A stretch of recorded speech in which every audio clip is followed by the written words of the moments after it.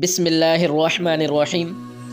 السلام علیکم ورحمۃ اللہ وبرکاتہ۔ حضرت معاویہ رضی اللہ تعالیٰ عنہ فرماتے ہیں کہ میں نے رسول اللہ صلی اللہ علیہ وآلہ وسلم کو یہ فرماتے ہوئے سنا کہ جس شخص کے ساتھ اللہ تعالیٰ بھلائی کا ارادہ کرے اسے دین کی سمجھ عنایت فرما دیتا ہے، اور میں تو محض تقسیم کرنے والا ہوں، دینے والا تو اللہ ہی ہے، اور یہ امت ہمیشہ اللہ کے حکم پر قائم رہے گی، اور جو شخص ان کی مخالفت کرے گا انہیں نقصان نہیں پہنچا سکے گا یہاں تک کہ اللہ کا حکم قیامت آ جائے اور یہ عالم فنا ہو جائے۔ حضرت عبداللہ بن عمر رضی اللہ تعالیٰ عنہما کہتے ہیں کہ ہم رسول اللہ صلی اللہ علیہ وآلہ وسلم کی خدمت میں حاضر تھے کہ آپ صلی اللہ علیہ وآلہ وسلم کے پاس کھجور کا ایک گھابا لایا گیا۔ اسے دیکھ کر آپ نے فرمایا کہ درختوں میں ایک درخت ایسا ہے کہ اس کی مثال مسلمان کی طرح ہے۔ ابن عمر رضی اللہ تعالیٰ عنہ کہتے ہیں کہ یہ سن کر میں نے ارادہ کیا کہ عرض کروں کہ وہ درخت کھجور کا ہے، مگر چونکہ میں سب سے چھوٹا تھا اس لیے خاموش رہا۔ حضرت عبداللہ بن مسعود رضی اللہ تعالیٰ عنہ کہتے ہیں کہ رسول اللہ صلی اللہ علیہ وآلہ وسلم کا ارشاد ہے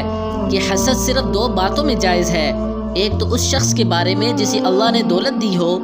اور وہ اس دولت کو رائے حق میں خرچ کرنے پر بھی قدرت رکھتا ہو، اور ایک اس شخص کے بارے میں جسے اللہ نے حکمت کی دولت سے نوازا ہو اور وہ اس کے ذریعے سے فیصلہ کرتا ہو اور لوگوں کو اس حکمت کی تعلیم دیتا ہو۔ حضرت ابن عباس رضی اللہ تعالیٰ عنہما سے روایت کرتے ہیں کہ ایک مرتبہ رسول اللہ صلی اللہ علیہ وآلہ وسلم نے مجھے سینے سے لگا لیا اور دعا دیتے ہوئے فرمایا، اے اللہ، اہل علم کتاب قرآن عطا فرمائیو۔ حضرت عبداللہ بن عباس رضی اللہ تعالیٰ عنہما روایت کرتے ہیں کہ میں ایک مرتبہ گدی پر سوار ہو کر چلا، اس زمانے میں بلوغ کے قریب تھا۔ رسول اللہ صلی اللہ علیہ وآلہ وسلم منا میں نماز پڑھ رہے تھے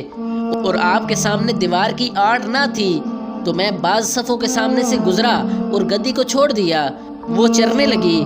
جبکہ میں صف میں شامل ہو گیا، مگر کسی نے مجھے اس بات پر ٹوکا نہیں۔